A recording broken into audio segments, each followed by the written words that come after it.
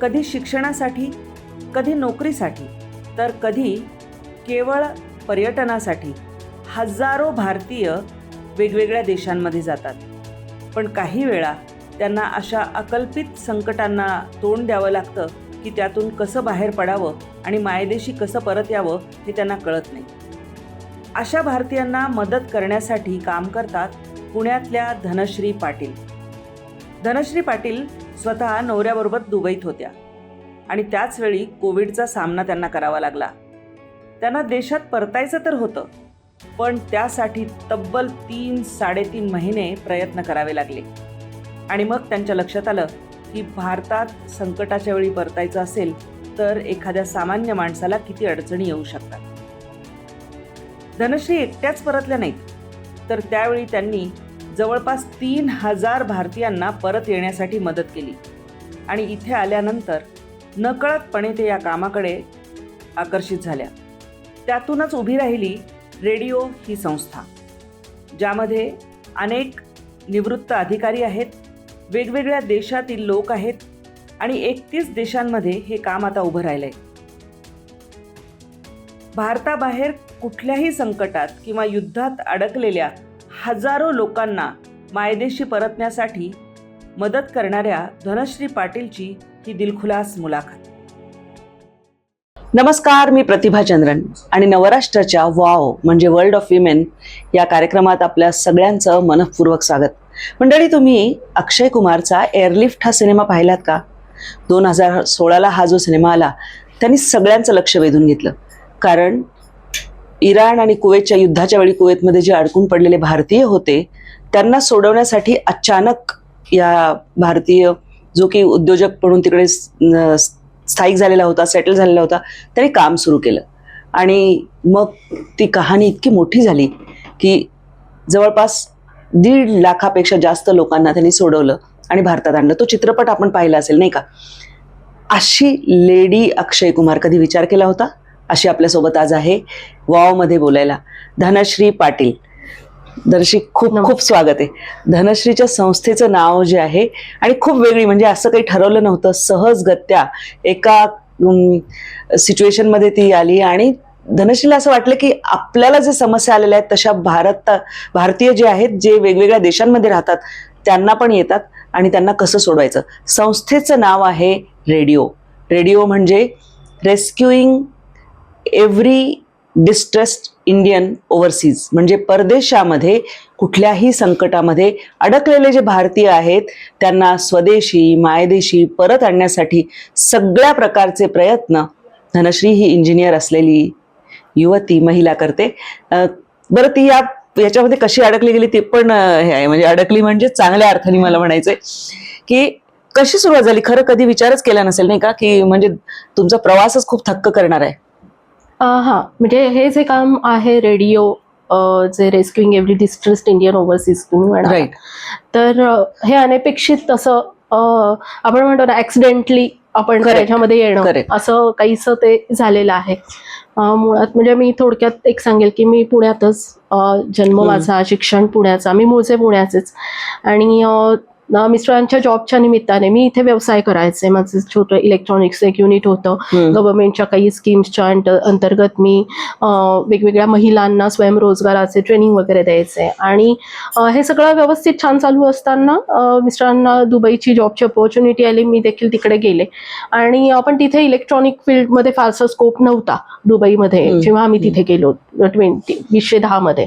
तर त्यावेळेला तिथे स्कोप नव्हता. म्हणून मग काय तर एक सामाजिक, म्हणजे घरचं बॅकग्राऊंडच माझं समाजसेवा ही जी आहे ना ती आम्हाला रक्तातून आली आहे, बाबांकडून आलेली आहे. तर त्याच्यामुळे एक सामाजिक हे असल्यामुळे तिथेही जाऊन असं शांत बसले नाही.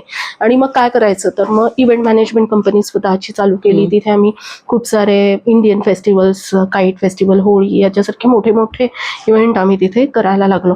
आणि मग त्यामुळे ना सर्कल असं खूप सारं, म्हणजे फक्त महाराष्ट्रीयन नाही तर पूर्ण म्हणजे सगळे भारतीय किंवा अगदी विदेशातले पण काही लोक असतील ती इव्हेंटला यायची. तर एक कनेक्टिव्हिटी खूप चांगली तिथे दुबईमध्ये झाली आणि स्वतःची एक ओळख पण, एक सोशल असं सर्कल तिथे खूप छान निर्माण झालं. आणि हे सगळं छान चालू असताना 2020 मध्ये सासऱ्यांचं एक म्हणजे थोडा आजारपण असं निघालं की ज्यात आम्हाला भारतात परत येणं खूप गरजेचं होतं. आणि त्यावेळेला आम्ही डिसिजन घेतलं की मार्च महिन्यात मुलीची परीक्षा झाल्यानंतर आपल्याला जायचंय असं म्हणून आम्ही डिसिजन घेतलं. आणि त्याच दरम्यान कोविड आला आणि अचानक एक दिवस सगळ्या फ्लाईट्स भारतात येणाऱ्या बंद झाल्या. आम्ही रोज वाट बघायचो की अरे इथे सासऱ्यांकडे तर येणं गरजेचं आहे, घरच्यांपर्यंत पोहोचणं मला गरजेचं आहे. रोज सकाळी उठून आम्ही एम्बेसी कॉन्सुलेटला मेल लिहायचो आणि तो एक रोजचा कार्यक्रम असायचा. एक 10-15 दिवस झाल्यानंतर मग मला असं वाटलं की अरे आपल्यासारखे तर बरेच लोक आहेत की ज्यांना महाराष्ट्रात जायचंय परत आणि बाकी सगळ्या फ्लाईट्स चालू झाल्या आहेत बाकी सगळ्या राष्ट्रांसाठी, पण महाराष्ट्रासाठी नेमकी तेव्हा फ्लाईट नव्हती. मग आता मग काय करायचं म्हणून मग मी एक फेसबुक लाईव्ह केला आणि त्याच्यात अपील केलं की जे महाराष्ट्रातले जे तिथले उद्योजक आहेत किंवा अनेक वर्ष राहणारे पण स्वतःची एक ओळख असलेले कुणी आहेत तर त्यांनी पुढाकार घ्यावा आपल्या लोकांसाठी आणि मदत करावी गव्हर्नमेंटशी बोलून वगैरे. आम्ही आमच्या लेवलला करत होतो. तुमच्यासारखे जे सगळे असे न्यूज चॅनल्स आहेत सगळी त्यांना अप्रोच होत होतो, आमचं गाणं गात होतो, पण त्याचा तितकासा काही फायदा होत नव्हता. पण मग माझा फेसबुक लाईव्ह आपल्या पुण्याचे पण दुबई स्थित असे उद्योजक राहुलजी तुळपुळे त्यांनी बघितला. ते पण मला त्यांचा फोन आला की तू जे काही काम करतेय तर हेच मी काम वेगळ्या लेवलला गव्हर्नमेंट लेवलला प्रयत्न करतोय, आपण एकत्र कोलॅबरेटिव्हली ते केले एफर्ट्स तर आपण चांगल्या प्रकारे काही काम करू शकतो. आणि त्या दरम्यान मग आमचे जितके काही महाराष्ट्रात येणारी लोक होती, इच्छुक लोक होती, त्यात सिनियर सिटीझन होते, काही अशा बरेचसे लोक होती की कोविड आल्या लोकांचे जॉब गेले होते, मग त्यांचे जॉब गेलेत, त्यांना दुबईत राहणं शक्य नव्हतं. काही सिनियर सिटीझन होते जे त्यांच्या मुलांकडे आले होते 1 महिन्यासाठी पण त्यांची औषधं संपली. काही कॅन्सर पेशंट किंवा हे असे ज्यांना रेग्युलर भारतात कंपल्सरी यावं लागतंय चेकअपला, ते 35 वीकच्या प्रेग्नंट मुली होत्या की ज्यांना नंतर फ्लाईट रिस्ट्रिक्शन येणार होते. आणि मग हे सगळं चालू असताना मग कसं मग आम्ही एम्बेसी आणि कॉन्सुलेटच्या मदतीने आम्ही ह्या सगळ्या इमर्जन्सी केसेस होत्या त्यांना आम्ही केरळला पाठवायचो आणि नंतर ते केरळाहून मग इकडे येत होते. सुरुवातीला तर सगळं क्वारंटाईन तो खूप विषय होता. आणि मग त्यावेळेला आम्ही केरळ गव्हर्नमेंटशी मग तिथे बोलायचो, त्यांना सांगायचो की डोमेसाईलचा इश्यू होता ना, त्यामुळे ते क्वारंटाईन ते कम्प्लीट केल्याशिवाय त्यांना महाराष्ट्रात पण येता यायचं नाही. मग अशा खूप साऱ्या प्रॅक्टिकल असे सगळे त्यांच्या अडचणी सोडवून त्यांना आम्ही कसं बसं महाराष्ट्रात आणत होतो. थोड्या दिवसांनी केरळ गव्हर्नमेंटने पण, कारण ते त्यांच्या लोकांचं करतील का आपल्या लोकांचं करतील, मग त्यामुळे मग त्यांनी पण तो सपोर्ट जरा थोडंसं त्रासदायक व्हायला लागलं. मग एक ऑप्शन निघाला की आपण चार्टर फ्लाईटचा प्रयत्न करू. राहुलजींनी तो सगळा चार्टर फ्लाईटचं सगळं ऑपरेशनचं त्यांनी तो सगळा पार्ट बघितला गव्हर्नमेंट लेवलचा. सायमल्टेनियसली मी हे सगळे जे भारतीय होते महाराष्ट्रीयन ज्यांना यायचं होतं तर मग त्यांना फूड तिथे अवेलेबल करून, किराणा वगैरे त्यांना मिळवून देणं, रेंट पे करणं, ह्या ज्या अशा गोष्टी असतात ना, त्यांना मेडिकल ट्रीटमेंटसाठी डॉक्टर अवेलेबल करून देणं, ह्या गोष्टी आम्ही तिथे करत होतो. फायनली जुलै महिन्याच्या 11-12 तारखेला आमच्या दोन्ही फ्लाईटला परमिशन मिळाली आणि महाराष्ट्रात वंदे भारत मिशनच्या आधी 2 फ्लाईट लँड झाल्या, एक पुण्यात आणि एक मुंबईमध्ये. त्या आम्ही हे केलेल्या फ्लाईट होत्या आणि त्याच फ्लाईटने मी आले. म्हणजे ते 4-5 महिने ज्या लोकांबरोबर मी राहत होते, कम्युनिकेट करत होते व्हॉट्सअपवर, तर या सगळ्या लोकांबरोबर मी पण भारतात आले, पुण्यात आले. हे कसं झालं की एक अडचण आली, अडचणीच्या निमित्ताने जसं होतं ना की परदेशामध्ये आपली भाषा जरी कानाला ऐकायला मिळाली तरी छान वाटतं, तसं तुम्ही एका संकटाच्या काळात एकमेकांशी जोडले गेलात. नंतर ते सगळं त्यातून मार्ग काढण्यासाठी जमेल ते सगळं केलं. आणि मग इथे येताना कधी असं वाटलं का की अरे आपण अशी संस्थाच उभी करू पुढे चालून, का तसा काहीच विचार नव्हता आणि आपोआप ते वळणावळणाने होत राहिलं? तसं संस्था चालू करू असं तर तेव्हा डोक्यात नव्हतं, पण त्यावेळेला जे काही होते ना मार्च ते जुलै महिन्यापर्यंत ते स्वतःला इतकं वाहून घेतलं होतं या गोष्टींसाठी की एक वेळ अशी आली ना की त्या सगळे प्रायोरिटी लिस्ट काढावी लागत होती तेव्हा, कारण 180 2च फ्लाईट येणार होत्या, 180. मग त्याच्यामध्ये कुणाला प्रेफरन्स कुणाला द्यायचा. मग त्यावेळेला असं झालं की अरे आपली खरंच प्रायोरिटी, आपण स्वतः आहोत का खरंच प्रायोरिटी याच्यामध्ये, आणि इतकं ते झोकून देऊन काम केलेलं होतं. प्रत्येकाच्या अडचणी, म्हणजे आम्हाला जेव्हा आम्ही केरळला काही काही मुलींना जेव्हा पाठवलं ना, प्रेग्नंट मुलींना, किंवा अशी पण होत्या काही मुली की ज्यांची मुलं लहान बाळं इथे होती, त्या जॉबसाठी म्हणून तिकडे गेल्या होत्या आणि त्यांना इकडे यायचं होतं. तर म्हणजे आमचं असं ते पूर्ण तिकीट जरी मिळालं ना त्यांना, तरी आम्ही असे आनंदाने रडायला लागायचो एकत्र. म्हणजे तो काळ इतका भयानक होता. आणि म्हणजे मग त्यावेळेला मला असं झालं की खरंच आता मी निघणं गरजेचं आहे का, आधी ह्या सगळ्यांना हे करू, मग आपण थोडंसं थांबू. पण त्यावेळेला माहित नव्हतं की आता आपण फ्लाईट केलेले आहेत आणि घरची पण आहे, आणि नंतर फ्लाईटचं होईल का नाही हे माहिती नव्हतं. त्यामुळे मग आम्हाला यावंच लागलं. आणि त्या दरम्यान डॉक्टर धनंजय दत्तार, अल्लादिल ट्रेडिंगचे दुबईमध्ये जगविख्यात असे ते बिझनेसमॅन आहेत, तर त्यांचा मला फोन आला की त्यांना महाराष्ट्रीयन कामगारांना फ्री ऑफ कॉस्ट परत आणायचं होतं. ते म्हणाले की माझी इच्छा आहे, मी तिकीट स्पॉन्सर करेल, पण हा कारभार आहे ना, हा खूप मोठा आहे. कारण क्वारंटाईन, त्या फ्लाईटच्या परमिशन घेणं, सगळ्याच गोष्टी करणं ते खूप अवघड आहे. पण ह्या आमच्या 2 फ्लाईटच्या दरम्यान मला त्या कामाचा अंदाज आला होता. त्यांना मग मी म्हटलं की तुम्ही ती काळजी करू नका, तिकीट तुम्ही स्पॉन्सर करा, बाकीचं सगळं जे आहे ऑपरेशनल पार्ट तो मी हँडल करायला तयार आहे. म्हणजे मी जेव्हा भारतात आले तर त्या रात्रीपासून माझं लगेच दातार सरांना जे तिकीट स्पॉन्सर करायची होती त्या कामगार वर्गासाठी काम माझं सुरू झालं. मग त्यांचं ते सॅलरी चेक करणं, खरंच ते गरजू आहेत का, आणि त्यांचे काहींचे पासपोर्ट त्यांच्याकडे नव्हते, मग ते त्यांच्या HR बरोबर बोलून ते घेणं, इथल्या नोडल ऑफिसर बरोबर बोलायचं, त्यांच्याकडून फ्री ऑफ कॉस्ट त्यांच्यासाठी क्वारंटाईनची फॅसिलिटी करायची. म्हणजे तिथून फ्लाईटमध्ये बसून इथे उतरून क्वारंटाईन होऊन पुन्हा त्यांच्या घरी त्या गावात जाईपर्यंत ही पूर्ण यंत्रणा मी एकटीने त्यावेळेला त्या पॅशन मध्ये सांभाळली. आणि मग त्यावेळेला कोणीतरी आपल्याकडे म्हणजे असं लोकांमध्ये खूप एक झालं की हे कोणीतरी ना आपल्या फ्रीमध्ये नेत आहेत, म्हणून मग तो मला फक्त महाराष्ट्रीयन कामगारांचा नाही तर पूर्ण असं देशभरातल्या कामगारांचा, इवन पाकिस्तानवरून, म्हणजे पाकिस्तानी जे कामगार होते की हमें हमारे मुल्क वापस जाना है, भेजोगे क्या आप, असं.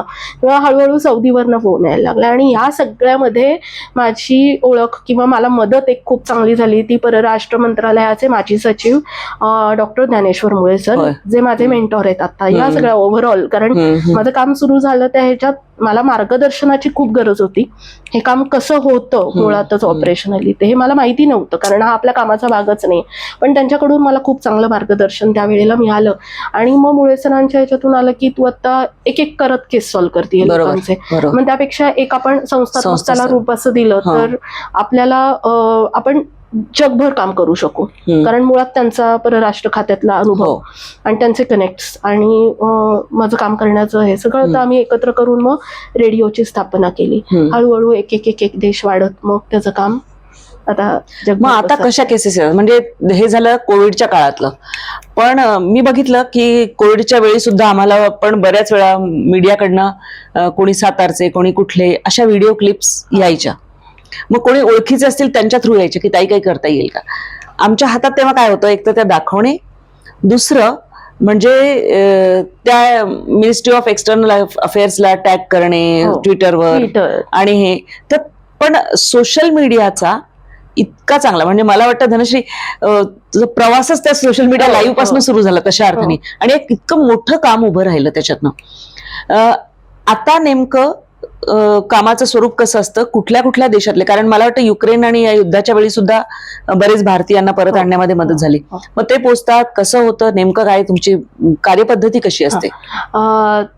सगळ्यात आमच्या कामाचा सगळ्यात एक मोठा आम्ही हे केलेला भाग म्हणजे जसं तुम्ही म्हटलात रशिया युक्रेनचा काळ हा खूप महत्वाचा होता. कारण जेव्हा युक्रेनहून मुलांना परत यायचं हे जेव्हा कळलं त्यावेळेला इथे सगळ्या न्यूज चॅनलवरती खूप साऱ्या बातम्या यायला लागल्या आणि पेरेंट्स खूप पॅनिक झाले त्यावेळेला, आणि प्रत्येकाला आपापल्या मुलांची खूप काळजी होती. गव्हर्नमेंटने त्यांचा टोल म्हणजे हेल्पलाईन नंबर दिला होता, बरोबर. पण मुळातच काय होतं ना की युक्रेन मधली एम्बेसीलाच त्यांना पोलंडला शिफ्ट व्हायचं होतं आणि हजारोच्या संख्येने मुलांची म्हणजे बरोबर. संख्या मुलांची जास्त होती.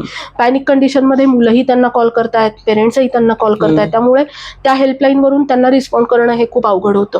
त्यावेळेला लगेचच दुसऱ्या दिवशी आम्ही माझा स्वतःचा मोबाईल नंबर हा आम्ही हेल्पलाईन नंबर म्हणून तिथे दिला आणि तो दिला आणि माझ्या फोनवरती मग सगळ्यांचे फोन यायला लागले की हा कुठला तरी, काही लोकांना तर असं वाटायचं की हा गव्हर्नमेंटचाच नंबर आहे आणि त्या पद्धतीने ते अप्रोच व्हायचे.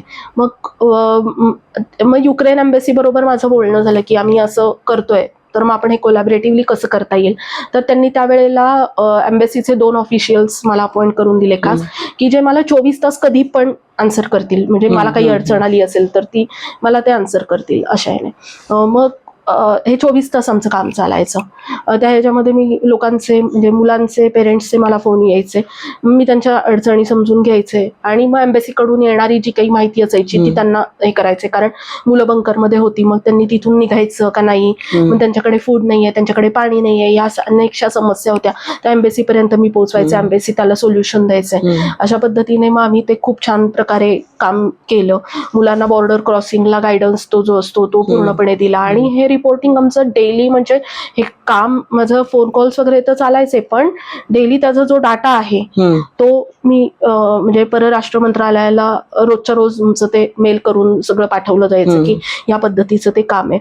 पण तो अनुभव काही हे होता, कारण एक एक दिवस आणि एक एक तास पण मुलांचा ते बॉम्बिंग होतंय. आणि जेव्हा जेव्हा अनेकदा मी जेव्हा कधी सांगायचे की नाही आता मुलांना सांगा जरा थांबा म्हणून, आज नाही बाहेर पडायचे तिथून, तर अनेकदा ना म्हणजे ते अनुभवच असं काही होता ना की मी जेव्हा नाही म्हणायचे की नाही आता तिथून नाही निघता येणार, तर अनेकदा मला कानावरती जोर जोरात रडायचे पण आवाज यायचे त्या घरात. बापरे. कारण ते मी समजू शकते, त्यांच्यासाठी खूप तो वाईट हे असायचं आणि जीवन मरणाचा प्रश्न होता ना. तर असे जोर जोरात रडायचे आवाज मला कानावर यायचे. म्हणून त्याने मग आम्ही ते काम केलंय. गल्फ रिजन मध्ये खूप साऱ्या लेडीज ज्या आहेत ना त्या मेड म्हणून कामाला जातात एजंटच्या मार्फत, आणि ह्या ज्या जातात ना तर त्या शक्यतो गरजू महिला असतात. कुणाचे मिस्टर वारलेले असतात, घराची परिस्थिती अगदीच गरीब असते, घरातला पुरुष काही काम करत नाही आणि मग त्यावेळेला त्यांना बाहेर जाण्या व्यतिरिक्त पर्याय नसतो. अशा वेळेला त्या जे ना फसवे एजंट जे असतात ना हे ना अशा लेडीजला टार्गेट करतात आणि मग अशांना टार्गेट करून ते घेऊन तर जातात लाखो रुपये घेऊन, म्हणजे 1.5 लाख रुपये कमीत कमी घेऊन ते भारताबाहेर त्यांना घेऊन जातात गल्फ कंट्रीमध्ये. पण अनेकदा तर त्यांना एअरपोर्टवर पण रिसीव्ह करायला कोणी येत नाही. मग त्या देशात जाऊन अडकतात, त्यांच्याकडे त्यांचा पासपोर्ट नसतो, काही नसतो, किंवा मग त्यांना तिथले लोकल जे आहेत त्यांच्या घरी मेड म्हणून कामाला लावतात आणि मग त्या खूप हालापेष्टा असतात. आणि एकदा त्या घरांमध्ये किंवा त्या ह्याच्यात अडकलं ना एजंटच्या कचाट्यात, तर भारतात येण्याचं म्हणजे जोपर्यंत त्या महिलेला आमच्या संस्थेसारखी किंवा आपल्या मदतीसाठी एम्बेसी तिथे आहे, काउन्सिलेट आहे, हे जोपर्यंत त्यांना माहिती पडत नाही ना तोपर्यंत त्यांची घरी येण्याची आशाच संपलेली असते, म्हणजे दुसरा काही त्यांच्याकडे मार्ग नसतो. मग अशा अनेक महिलांना आम्ही भारतात यायला मदत केली आहे. एम्बेसी काउन्सिलेट त्यांच्या लेवलला खूप चांगली मदत करतात, भारत सरकार खूप चांगली मदत करत असतो, पण शेवटी काय की गव्हर्नमेंटला पण त्यांच्या काही रिस्ट्रिक्शन्स असतात. गव्हर्नमेंट त्यांना त्यांचे प्रोटोकॉल्स असतात, मग ते कागदोपत्री आपल्याला सगळी मदत करू शकतात, पण तो जो अडचणीत असलेला व्यक्ती आहे ना त्याच्या दारापर्यंत ते जाऊ नाही शकत, कारण त्यांना त्यांचे रूल्स रेग्युलेशन आहेत, तर त्यांना काही लिमिटेशन आहेत. मग ती जी म्हणजे आपण म्हणतो ना की एक दोन्ही मधला एक ब्रिज आहे आम्ही, बरोबर, डिस्ट्रेस्ड आणि यांच्यामधला. मग जर गव्हर्नमेंट तिथे दारापर्यंत जाऊ शकत नाही तर तिथपर्यंत आम्ही जातो. आमचे सोशल वर्कर तिथले जे आहेत, आमचे कोऑर्डिनेटर्स आहेत, आमचे ऍडवायझर टीम आहे, तर मग आम्ही त्यांच्या अगदी त्या घरापर्यंत कधी जातो. मग तिथले जे कोणी त्यांचे ओनर असतील त्यांच्याशी बोलतो, त्यांना समजवतो आणि मग त्या मुलींना, त्या लेडीजला आम्ही काउन्सिलेट पर्यंत आणून मग पुढे त्यांच्या सगळ्या त्या प्रोसिजर्स पूर्ण करून आम्ही त्यांना भारतात आणायला मदत करतो. खूप सारी मुलं पण, युवक पण आहेत की जे या फेक एजंटच्या जाळ्यामध्ये अडकतात. आणि मला सुद्धा आठवतं की कितीदा तरी आम्ही कॅम्प मधून, म्हणजे आपला जो पुण्याचा कॅम्प भाग आहे तिथे केलेल्या स्टोरीज आहेत अशा प्रकारच्या की एजंटच्या कचाट्यातून एखादी बाई कशी पळून आली आणि मग तिचं सगळं रूप जे आहे ना तिचं ते इतकं बदललेलं असायचं की 2 जणी तर आम्हाला अशा भेटल्या की ज्या म्हणाल्या अरे पासपोर्टवरचा फोटो आणि तो तिथला माणूस आमच्याकडे बघत होता की अरे तू हीच आहेस, असं एका पद्धतीने झालेलं.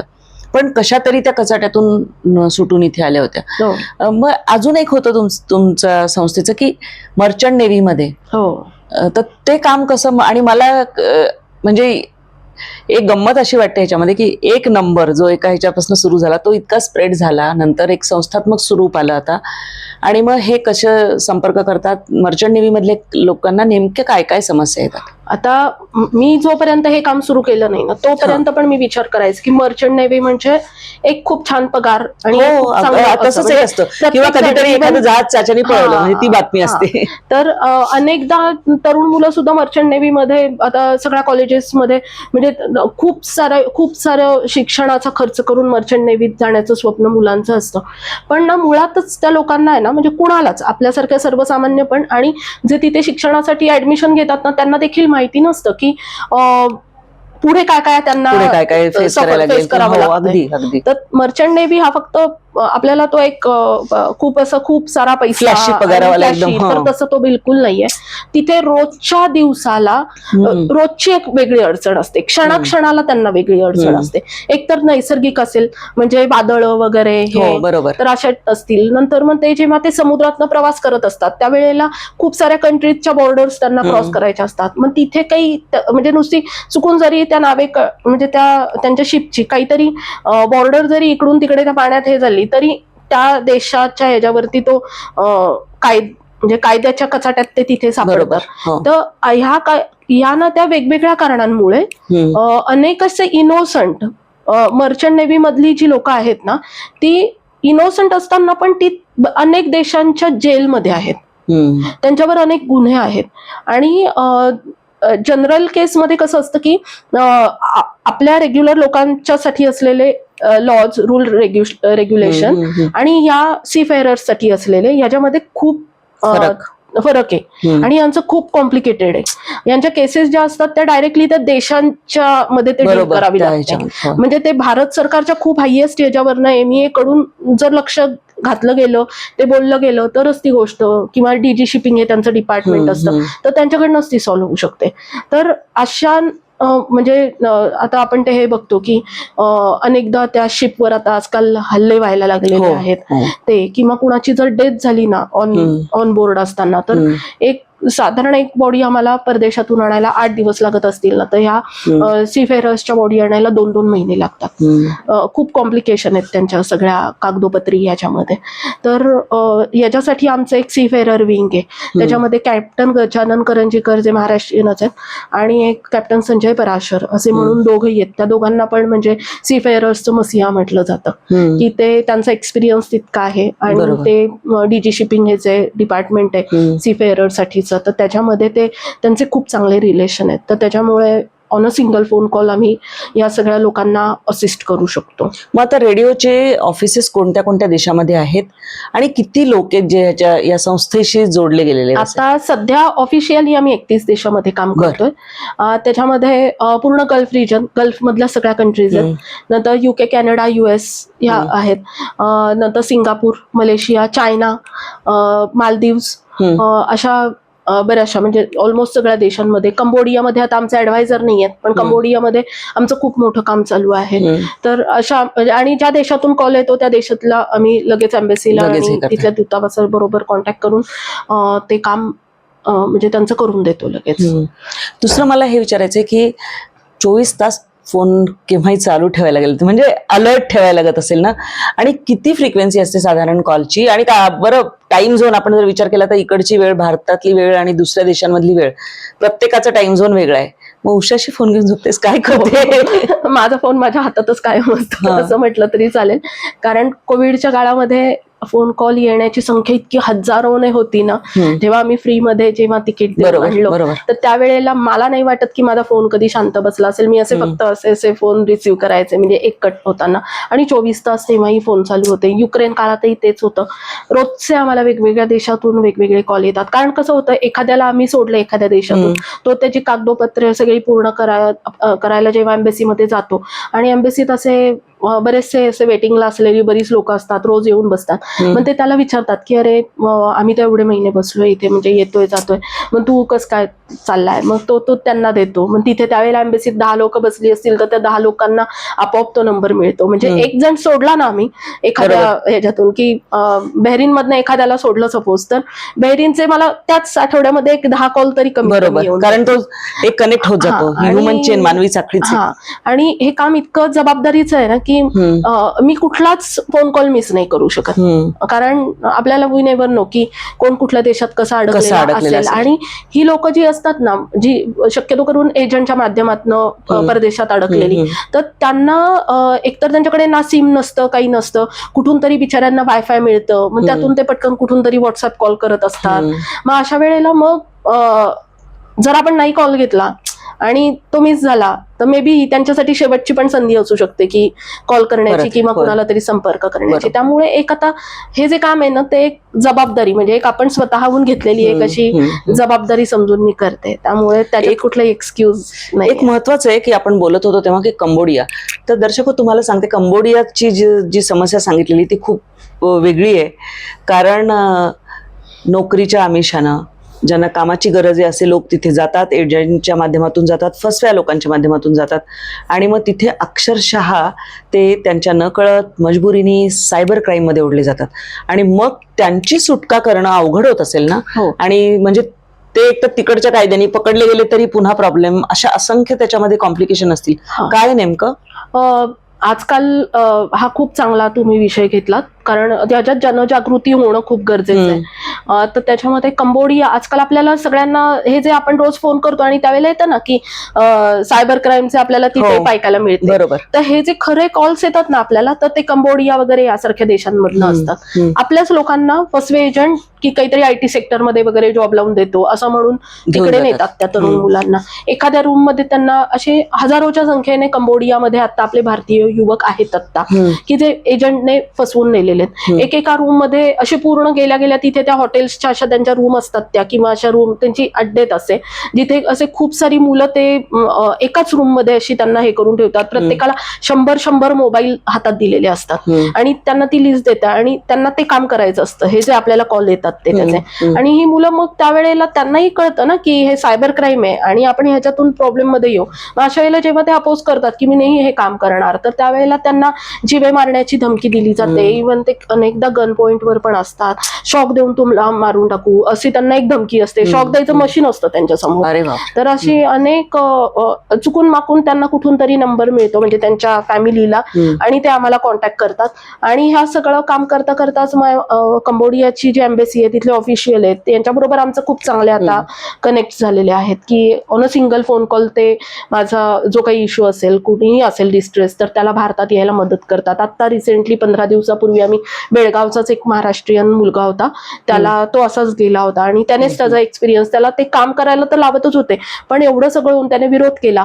पण एवढं सगळं असताना पण त्याला त्यांचं अजून एक दुसरं काय टास्क होतं की तू फोन करायचा तुझ्या सगळ्या सर्कलला आणि सांगायचं की इथे खूप छान जॉब आहे आणि तुम्ही पण इकडे या. म्हणजे स्वतः तर तो अडकतोच आहे, पण त्या जाळ्यामध्ये अजून त्याच्या सर्कलमध्ये अनेक युवकांना तो ओढायचं त्यांनी, असं पद्धतीत. मग त्यांच्याकडे पर्याय एकच असतो, त्यांना भीती असते, तीच लोक भीती देतात की तू जर इथून निघाला तर तुला पोलिसांकडे आम्ही देऊ. पण असं काही नाही, हा गैरसमज आहे. मुळातच कंबोडियाचं गव्हर्नमेंट आणि आपलं भारत सरकार या विषयावरती खूप चांगलं काम करत आहे. इव्हन तिथे जरी आपण पोलिसांकडे, म्हणजे ही जर मुलं अडकलेली असतील आणि ती जर पोलिसांकडे गेली, तर पोलीस त्यांना तिथून भारतात यायलाच मदत करतात आपल्या एम्बेसीच्या मदतीने. हे कोलॅबरेटिव्ह एफर्ट्स आहेत सगळे, की काहीतरी चुकीचं होतंय त्याला कंट्रोल करायचंय. त्यामुळे पोलीस, इमिग्रेशन, आपली एम्बेसी, अशी एक खूप सारी एक चांगली सिस्टीम त्यांनी आता ती बसवलेली आहे. आणि मग यामध्ये पण मग आम्ही म्हणजे आमचा पण एक भाग आहे मदतीचा. मग त्या काही करून त्या मुलांना तिथून त्या एजंटच्या तावडीतनं, त्या रूम मधून, तू काही मिळालं तरी तू पळायचंच तिथनं, पळायचंच. बरोबर. आणि ते जीवाचा हे करून ते पळतात तिथून. आणि मग आता तर 10 तासाचा प्रवास करून तो मुलगा एम्बेसी पर्यंत गेला. त्याचं नेण्या आणण्याची सोय, त्याने कसं यायचंय एम्बेसी पर्यंत ते आम्ही त्याला मार्गदर्शन केलं. बसमधून ये, कुठल्या ये, आणि एम्बेसीच्या ऑफिशियलने मदतीने अगदी त्याला स्वस्तात काही अगदी 5 ते 10 $10,000 त्याला आम्ही एक हॉटेल त्या दिवशी रात्रीसाठी राहायला तिथे करून दिलं, जे बाजूलाच होतं एम्बेसीच्या. म्हणजे इतकं त्यांची काळजी आम्ही घेतो की त्याच्या जीवाला पण धोका असतो, माहिती असतं, तो मुळात घाबरलेला असतो. तर मग त्यांना समजून घेऊन त्यांची काळजी घेऊन त्यांना एम्बेसीत अप्रोच करून देणं आणि एम्बेसीच्या थ्रू ते सगळी कागदोपत्री करून त्यांना भारतात आणणं. तर हे असं खूप चांगलं काम सगळ्यांच्या कोलॅबरेटिव्ह एफर्ट्सने चालू आहे. मग सगळ्यात टफ देश कुठला आहे की ज्याच्याशी डील करण्यासाठी, आणि सगळ्यात छान सहकार्य, आणि जसं आपलं सरकार प्रयत्न करतंय आपल्या मुलांना आणण्यासाठी, तसं समोरचे पण इच्छुक आहेत की हो आपण ह्याला पूर्ण मदत केली पाहिजे? हो, असं पाहिलं तर सगळ्याच देशांमधून आम्हाला खूप चांगली मदत चांगला, मिळाली. म्हणजे आतापर्यंतच्या 5 वर्षाच्या कारकिर्दीमध्ये मला एकही असा अनुभव असा आला नाही की कुठेतरी आपल्याला कोणीतरी उगाच आपल्याला म्हणजे कोऑपरेट करत नाहीये किंवा अशा नाही. इव्हन भारतात सुद्धा भारतातल्या प्रत्येक राज्यांच्या पोलिसांबरोबर पण आम्हाला, पोलीस डिपार्टमेंट बरोबर पण अनेक केसच्या संदर्भात, शक्यतो मॉर्टल रिमेन्स जेव्हा आम्ही विदेशातनं मृतदेह आणतो त्यावेळेला अनेक राज्यांच्या पोलिसांबरोबर पण आम्हाला काम करावं लागतं, त्यांची मदत घ्यावी लागते. पण आज तागायत हे कामच इतकं चांगलं आहे, तर त्याच्यामुळे ते कोणीतरी करतंय हे ऐकूनच त्यांना इतकं छान वाटतं आणि ते तेवढाच पॉझिटिव्हली रिस्पॉन्ड देतात आणि लवकरात लवकर ते काम करून द्यायला मदत करतात. तर त्यामुळे सगळेच देश, म्हणजे विदेश मंत्रालय, सगळ्याच एम्बेसीज या खूपच त्यांच्या लेवलला खूप चांगलं काम करतात. मग सगळ्यात समाधान देणारी किंवा सगळ्यात हृदय अशी कुठली घटना आहे? तशा प्रत्येक स्टोरी वेगळी आहे, म्हणजे प्रत्येक हिचा शेड वेगळा आहे तसं म्हणलं तर, पण तरी सुद्धा सगळ्यात हृदय काय आहे? सगळ्यात हे म्हणाल तर लोकांना तिथे अडकलेल्या परत आणणं ही एक प्रोसिजर आहे, ती सगळ्यांसाठीच सेम आहे. बरोबर. पण सगळ्यात अवघड काम आहे ते विदेशात मृत्यू झालेल्या लोकांचे मृतदेह आणणं. कारण प्रत्येक ही केस जी आहे ना ती प्रत्येक वेगळी आहे. आता आमचं मालदीवमध्ये खूप चांगलं काम चालतंय. मालदीवमध्ये इव्हन एखाद्या भारतीयाची जरी डेथ झाली ना तर ती पहिली बातमी माझ्यापर्यंत येते की अमुक राज्यातला कोणी कामगार असेल तिथे, तर तो गेलेला होता, त्याची डेथ झाली, तर ती सगळ्यात पहिली बातमी माझ्याकडे येते. कारण आमचा एम्बेसी बरोबर, एम्बेसी माझा आणि सोशल वर्कर असा आमचा ग्रुप आहे आणि त्याच्यावरती मग लगेच ती बातमी आली, त्याचा पासपोर्ट कॉपी बघून लगेच मग माझी इथली पूर्ण यंत्रणा चालू होते. आणि असं कुठल्याही देशाच्या एम्बेसीमध्ये ती नाहीये गोष्ट.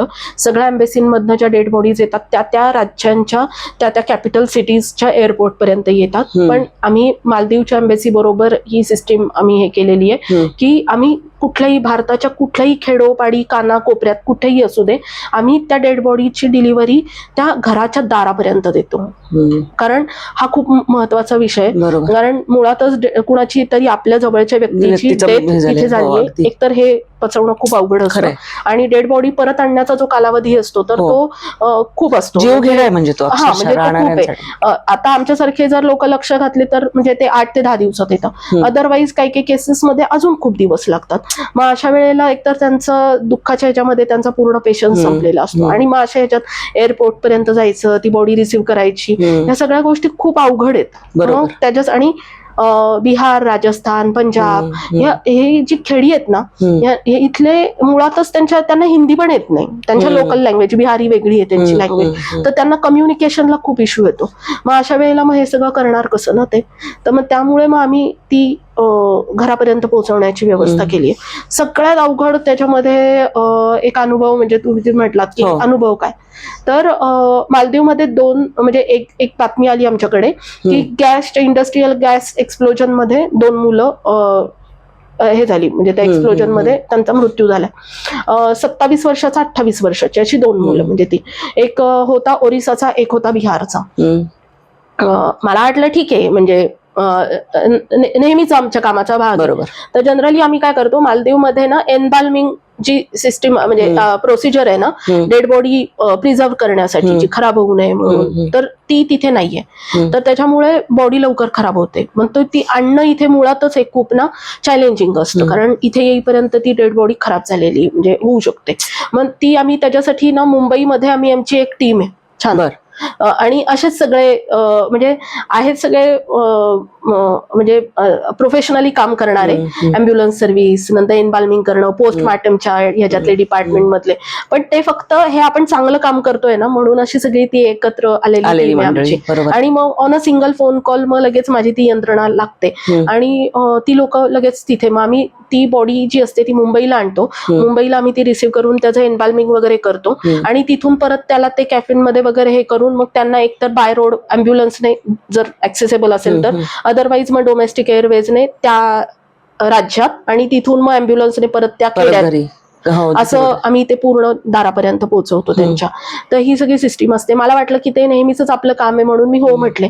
आणि मग नंतर 2-3 दिवसांनी मग मला कॉल आला की म्हणे मॅडम आप न म्हणजे तुम्ही घरच्यांबरोबर बोला आणि त्यांना सांगा की बॉडीची कंडिशन इतकी खराब आहे की इथेच अंतिम संस्कार करू द्या आणि जे काही सेटलमेंटचे त्याचे पैसे असतील ते फॅमिलीला आपण देऊ. पण फॅमिलीला मुळातच हा खूप मोठा धक्का होता. तरुण मुलं 27-28 वर्षाची, प्रत्येक आई वडिलांना असतं की एक शेवटचं तरी आपण बघायला पाहिजे. मग ते ऐकायला तयार नव्हते. मी म्हटलं नाही ठीक आहे, म्हणजे त्यांनी मला समजूत घालण्यासाठी फोन करायला लावला होता. मी फॅमिलीशी बोलले, फॅमिली ऐकत नव्हती. म्हटलं नाही ठीक आहे, मला आमची टीम ते सगळं करून घेईल, डोंट वरी. आणि मग मला तिथले आमचे सोशल वर्कर आहेत मालदीवचे, त्यांचा फोन आला की मॅडम सकाळी सकाळी आला, दसऱ्याचा दिवस होता आणि सकाळी सकाळी फोन आला, सगळ्या लोकांच्या घरी पूजेची तयारी, पण माझ्या मात्र ते सगळं आमचं डेड बॉडी आणि हे ते सगळ्याच गोष्टी त्यात चर्चा. हेच माझं आयुष्य आहे, म्हणजे सणवार वगैरे असं काही आम्हाला नसतात. आणि मग त्या ह्याच्यात त्यांनी मला ना एक फोटो पाठवले 2-3 आणि ते म्हणजे भयंकर, त्याला डोकी नसलेले, तुकडे तुकडे असलेले, कारण त्यांनी असे वेचून वेचून आणलेले ते पार्ट्स होते सगळे आणि खूप भयंकर कंडिशन होती त्याची. हे आहे. आणि म्हणे हे जेव्हा मॉर्चुरीमध्ये आणलं ना, त्यावेळेला मॉर्चुरीत जेवढी काही लोक होती ना ती सगळी पळून गेली इकडे तिकडे ते बघून, इतकं ते भयंकर होतं. मी म्हटलं ठीक आहे. मग मी आमच्या त्या टीमला तो फोटो पाठवला आणि सांगितलं हे येणार आहे तर तुम्ही कराल, काही काळजी करू नका, आपण करू ते, कारण पाठवू बरोबर. मग आम्ही ती हे केलं, त्या प्रोसिजर करून मी इथे त्या आल्यानंतर मग मी सहज ते जे एम्बाल्मिंग करणारे दादा आहेत त्यांना फोन केला 1-2 तासांनी बॉडी रिसिव्ह झाल्यानंतर की दादा झालं का सगळं व्यवस्थित. तर त्यांचा आवाज इतका बसलेला होता, त्यांना बोलताच येत नव्हतं. तर त्यांना ते मेजर इन्फेक्शन त्या ह्याचं झालं होतं एम्बाल्मिंगचं ते करताना, कारण बॉडीची कंडिशनच अशी होती. बिहारची बॉडी आम्ही पाठवून दिली आणि ओरिसाच्या ह्याला फ्लाईटमध्ये ना ते बेल्ट लागतो कॅफिन बॉक्स ट्राय करायला, तर तो 1 दिवस अवेलेबल नव्हता म्हणून 1 दिवस गेला. त्याच्या दुसऱ्या दिवशी आम्ही ओरिसाची ती डेड बॉडी पाठवली. तर ती बॉडी एकतर त्या माणसाने घेतली रात्री 9 वाजता आणि त्याला जायचं होतं 200 किलोमीटर पुढे, 12 वाजणार होते रात्रीचे. तर म्हटलं ठीक आहे, घरच्यांचे फोन चालू होते आणि 1 तासाने मला अँब्युलन्स ड्रायव्हरचा फोन आला, मॅडम मैं इसके आगे जा ही नहीं सकता. म्हटलं अरे असं का करतोय, म्हणजे तू का बरं असं का करतोय, असं नको करू बाबा. त्याला दादा वगैरे करत म्हटलं, तो म्हणे मी हार्डली 1 किलोमीटर मी आलोय आणि त्यावेळेला मी 4 वेळा उलटी करायला उतरलोय, इतकी वाईट कंडिशन आहे. मग समजू शकतो आपण. मग आम्ही एक ओपन टेम्पो असा अवेलेबल करून घेतला रात्री तिथे. त्याला म्हटलं थांब तू तिथे. मग तिथलं कोऑर्डिनेशन करून ओपन टेम्पो मधून ती रात्री 12 वाजता त्या घरी ती पाठवली. तर अशी खूप असे चॅलेंजिंग असे काही असतात एक्सपिरियन्सेस. मध्यंतरी पुण्याचेच एक मुलगा होता ज्याची ग्लासियर वॉटर पार्क मध्ये वाहून गेला होता. त्याची बॉडी सापडायला आमच्या टीमचे एक आहेत प्रेम भंडारी जे तिथले अमेरिकेतले खूप मोठे उद्योजक आहेत, त्यांच्या मदतीने ती सॉल्व्ह झाली केस. 1 महिना त्याची डेड बॉडी सापडायला लागला. ती प्रेम भंडारी सरांनी पूर्ण त्याचं हे केलं आणि नंतर बॉडी इकडे आणायला परत हेच झालं की ह्या 2 मुलांची जी बॉडी आणली होती वाईट कंडिशन मधली, तर त्यावेळेला जो अनुभव होता आमच्याकडे, तर त्याच्यावरनं आम्ही डिस्कशन करून मग त्या मुलाची पण आणायला 1 महिना अजून लागला. म्हणजे सापडल्यानंतरही 1 महिन्यानंतर ती बॉडी आली. तर अशा पद्धतीचे काही चॅलेंजिंग अशी आणि अवघड असतं हे सगळं, कारण 2-2 महिने एकाच फॅमिली बरोबर तेच बोलत राहणं आणि सगळं, आणि खूप अपीवल्स असतात. म्हणजे मानसिक दृष्ट्या त्यांची आंदोलन, त्यांचं सगळं त्यांना ते सांभाळून घेऊन, त्यांना समजून सांगून, त्यांना भावनिक कसं त्यांना खूप असा आधार देत सगळ्या गोष्टी कराव्या लागतात. तर हे चॅलेंजिंग आहे. जवळपास 3-1 कोटी भारतीय असतील जे परदेशामध्ये कुठे कुठे आहेत. त्यातल्या काही जणांना कुठल्याही स्वरूपाची अडचण येऊ शकते. वेगवेगळ्या मार्गाने ते प्रयत्न करतात.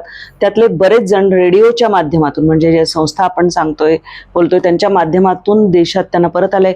काही वेळा जसं कोणी मृत असेल, आजारी असेल, त्याच्यातही मदत झालेली आहे. तुमचे अनुभव काय आहेत? तुमची परदेशामध्ये कोणी असेल तर तुम्हाला कधी मदतीची गरज लागली का? लागली तेव्हा तुम्ही कशी मदत कोणाची घेतलीत, कसे परत आलात, किंवा कशी कोणाला मदत केली, हे सगळं आम्हाला कमेंट बॉक्समध्ये कळवा. कारण या एकमेका सहाय्य करू यातूनच एक मोठं काम उभं राहिलेलं आहे. तशा स्वरूपाची मदत पुन्हा कोणी ना कोणीतरी उभं करू शकतं. खूपच अमेझिंग असं हे काम आहे, वेगळ्या स्वरूपाचं आहे. काय शेवटचा संदेश? कारण काय आहे माहिती आहे का, की परदेशाचं स्वप्न म्हणजे कितीही टक्के टोनपे खाल्ले, म्हणजे खूप जणांना खूप छान संधी मिळते, पण धोके जे आहेत ते सगळे लक्षात घेऊन सजगपणाने जाणे हा जो भाग आहे, तर ती सावधानतेचा इशारा काय देणार? ह्या सगळ्यात एक बोलताना फक्त एक मुद्दा राहिला जो खूप महत्वाचा आहे. आपण अमेरिका, कॅनडा आणि युके हे जे देश आहेत, तर हे सगळे जे गल्फ रिजन आहेत ते फसवा एजंटचा विषय. नंतर बाकी कंबोडिया वगैरे हे सगळे फसवा एजंट्स आहेत. पण अमेरिका, कॅनडा आणि युके वगैरे यासारखे जे देश आहेत तिथे ना हजारोच्या संख्येने आपले भारतीय मुलं शिक्षणासाठी जातात. आणि आजकालची त्या देशांची कंडिशन इतकी खराब झाली आहे ना, की पूर्वीच्या काळी शैक्षणिक कर्ज घेऊन ती मुलं जायची, तिथे त्यांना लगेच जॉब लागायचे, तो शिक्षणाचा खर्च त्यांचा हे व्हायचा आणि मग ती मुलं तिथेच सेटल व्हायची. पण आता पूर्ण जागतिक कंडिशन अशी खराब झालेली आहे ना, की आता इतक्यात आम्ही युकेला जाऊन आलो आणि त्यावेळेला मी ते खूप जवळून बघितलं. तर अशा वेळेला ना मुलांना जॉब मिळत नाहीये. अगदीच खूप खालच्या दर्जाची, म्हणजे काहीच नाही, काहीतरी कमवायचं म्हणून खूप खालच्या दर्जाची त्यांना कामं, अगदी स्वीपर हॉटेलमध्ये किंवा हॉटेलमधली छोटी मोठी कामं करणं, अशी सुद्धा कामं हायर एज्युकेशनसाठी गेलेल्या मुलांना करावी लागतात. आणि त्याच्यातनं मुलांमध्ये डिप्रेशन हे प्रमाण खूप आलंय. बरोबर. आणि डिप्रेशन मध्ये त्यांचे आत्महत्येचं प्रमाण पण वाढलंय. तर हे खूप, गेल्या 6 महिन्यामध्ये आम्ही 2 डेड बॉडी स्टुडंट्स आणलेल्या आहेत ज्यांनी आत्महत्या केली होती अशा. ते. आणि परत दुसरं, प्रत्येक मुलीचं स्वप्न असतं की आपल्याला ना फॉरेन कंट्रीज जायचंय लग्न करून, अमेरिकेत जायचंय, युके मध्ये, कॅनडामध्ये जायचंय, तिथला नवरा पाहिजे, अशा ह्याने मुली जातात. पण ना तिथे गेल्यानंतर पूर्ण वातावरण वेगळं असतं, नातेवाईकांमध्ये त्या राहत नाहीत आणि जे स्वतःचं करिअर असतं ते सोडून त्यांना तिथे जावं लागतं, घरकामं सगळी करावी लागतात. आणि अनेकदा ना त्याचा गैरफायदा त्यांचे जे हजबंड नसतात ते पण त्याचा ते घेतात. आणि मग डोमेस्टिक व्हायलन्स आणि या सगळ्या गोष्टी होतात, त्यांचं आपापसात पटत नाही आणि मग त्या मुली पण डिप्रेशन मध्ये जातात. मग तिथे परत सुसाईडचं जे प्रमाण आहे ना ते खूप वाढलेलं आहे. आणि हे सगळ्यांमध्ये ओपनली या गोष्टी होत नाहीत, म्हणजे बोलल्या जात नाही, आत्महत्यासारखे असल्या विषय असल्यामुळे. पण ह्याचा अवेअरनेस करणं पण गरजेचं आहे. त्यामुळे जे तुम्ही म्हणतात की खबरदारी काय काय घ्यायची, तर त्याच्यामध्ये एकतर जर तुम्ही, मी विद्यार्थ्यांसाठी सांगेल की आता युकेच्या एम्बेसीमध्ये मी जेव्हा गेले आणि त्यावेळेला त्यांच्याशी जे विद्यार्थ्यांचा जो विभाग आहे किंवा तिथले ऑफिशियल आहेत त्यांच्याबरोबर बोलताना जो काही मला त्यांनी जो फीडबॅक दिला, तर त्याच्यामध्ये की फक्त एक परदेशात शिक्षण घ्यायचंय म्हणून उगाच कुठल्या तरी युनिव्हर्सिटीमध्ये एवढा पैसा खर्च करायचा आणि जायचं आणि शिक्षण घ्यायच्या हट्टाने तिथे जायचंच. तर त्यापेक्षा त्या लोकांचं पण असं म्हणणं आहे की भारतात पण आजकाल चांगल्या शिक्षणाच्या संधी आहेत, चांगल्या युनिव्हर्सिटीज आहेत. तर जर तुम्ही खूप हुशार असाल आणि तुम्हाला खूपच चांगल्या टॉपच्या अशा युनिव्हर्सिटीमध्ये ऍडमिशन मिळत असेल तरच तुम्ही तिथे जा. कारण आता नोकरी तिथे मिळत नाही आणि त्याच्यामुळे अनेक मुलं डिप्रेशन मध्ये जात आहेत. एम्बेसीच्या सगळ्या ऑफिशियल्सला सुद्धा या गोष्टींशी डील करावं लागतंय, मुलांशी बोलणं. विद्यार्थी ज्या देशात शिक्षणासाठी जात आहेत त्यावेळेला एम्बेसीशी सतत कॉन्टॅक्ट मध्ये राहा. तुम्ही गेलायत त्या एम्बेसी त्याचं रजिस्टर करून घेते, नोंद करून ठेवत असते की आपल्या देशातले कोणते विद्यार्थी आलेले आहेत. तर शक्यतो ना एम्बेसी खूप वेळा अपील करते की तुम्ही आमच्याकडे रजिस्टर्ड करा, पण मुलं जात नाहीत त्यांच्यापर्यंत. अनेकदा एम्बेसी बोलवत असते पण मुलं जात नाहीत. आणि संकट आलं की तर भारतीय दूतावास हाच आपल्यासाठी सगळ्यात महत्वाचा तिथे हे आहे, कॉन्टॅक्ट पॉइंट आहे की अडचण आल्यानंतर आपल्याला कुठे, तर आपली जी लोक आहेत, भारत सरकारचं ऑफिस आहे दूतावासाचं, तर तेच आपल्यासाठी मदतीला तिथे आहे. तर सगळ्यात पहिलं विद्यार्थ्यांनी तिथे कायम कॉन्टॅक्ट मध्ये राहावं. जर कुणाला महिलेला तिथल्या स्टेच्या दरम्यान कुठलाही त्यांना असं अडचण वाटली, अगदी असं वाटलंय की डोमेस्टिक व्हायलन्स आपल्या बरोबर आता कुठे स्टार्ट होतोय, तर इमिजिएटली तिने त्या दूतावासाशी संपर्क साधावा. खूप पुढे गेल्यानंतर भारत सरकार पण काही करू शकत नाही, अवघड कारण होऊन त्या जातं. देशाचे रूल्स रेग्युलेशन वेगळे आहेत, त्या देशाच्या कायदे कानून, तर मग त्यात इंटरफिअरन्स होतो, मग त्यावेळेला एम्बेसीला इंटरफिअर करणं अवघड होतं. त्यामुळे जेव्हा सुरुवात आहे ना त्याच वेळेला आवाज उठवा आणि एम्बेसीमध्ये जा, हे मी या प्रगत देशातल्या विद्यार्थी आणि महिलांसाठी सांगेल. गल्फ रिजन मध्ये किंवा जेव्हा तुम्हाला कोणी एखादा एजंट कॉल करतोय, म्हणजे एखादी एजन्सी म्हणते की 1.5 लाख रुपये भरा, 2 लाख भरा आणि खूप चांगल्या पगारा म्हणजे तुम्हाला त्या विदेशात मिळेल, आणि ज्यावेळेला ते व्हिसा तुम्हाला इश्यू करतात त्यावेळेला ते व्हिजिट व्हिसा तर तुम्हाला देत असेल, तर ही खूप मोठी धोक्याची हे आहे, धोक्याची घंटी आहे. धोक्याची होय, घंटी आहे होय. की व्हिजिट व्हिसावरती कधीच कुठल्याही जॉब वरती म्हणजे माणसाला जॉब वरती बरोबर. देत नाहीत. हा म्हणजे ही एक पळवाट आहे. जेव्हा आहे त्याला तुम्ही प्रोटेक्टर ऑफ इमिग्रेंट्स हे भारत सरकारचं एक डिपार्टमेंट आहे खास, ज्याच्यामध्ये आपण जेव्हा विदेशात नोकरीसाठी जातो त्याची पूर्ण नोंद जी आहे ना, तर ती प्रोटेक्टर ऑफ इमिग्रेंट्स याच्या अंडर असते. त्यांच्याकडे तो सगळा डाटा असतो. त्यांचं ई मायग्रंट पोर्टल आहे ज्याच्यावरती जे भारत सरकारच्या अंतर्गत नोंदणीकृत असे एजंट्स आहेत, तर त्या एजंटच्याच माध्यमातून विदेशात नोकरीसाठी जावं. म्हणजे आलाय कुठल्या तरी एजंटचा कॉल आणि तो म्हणतोय 1.5 लाख रुपये दे, तर त्याच्याकडून न जाता त्या पहिलं बघायचं ई मायग्रंट पोर्टलवरती जे एजन्सीज आहेत त्यांच्या थ्रूच जायचं, म्हणजे ते सेफ आहे. सेफ आहे, बरोबर. तर सगळ्यात महत्वाचं आहे की व्हिजिट व्हिसावरती कधी जाऊ नये. त्या देशात जर अडचणीत अडकले तर पहिलं आपल्या दूतावासाला कॉन्टॅक्ट करावा, आणि अगदी काही गरज लागलीच तर मग रेडिओ आहेच. तर तुम्ही बघितलं की स्वतःच्या गरजेतून आणि स्वतःच्या समस्येशी झगडता झगडता प्रवास सुरू झाला, आणि तो आता हजारो लोकांना मदतीचा एक आधार असा निर्माण झालेला आहे. महिला कुठल्याही क्षेत्रात असेल, ती संवेदनशील असते, तिला स्वतःला आलेली जी समस्या असते, ती सोडवताना आलेल्या ज्या अडचणी असतात, त्यातून ती वेगळं काहीतरी उभं करते. त्याचं हे उदाहरण आहे. तुम्हाला वाव या आमच्या कार्यक्रमात आम्ही अशाच प्रेरणादायी महिलांची भेट घडवून आणणार आहोत. कार्यक्रम अवश्य बघा आणि चॅनलला सबस्क्राईब करायला विसरू नका. तुर्तास मी आजच्या ज्या आपल्या पाहुण्या आहेत त्यांच्यासह आपली रजा घेते. धन्यवाद. धन्यवाद.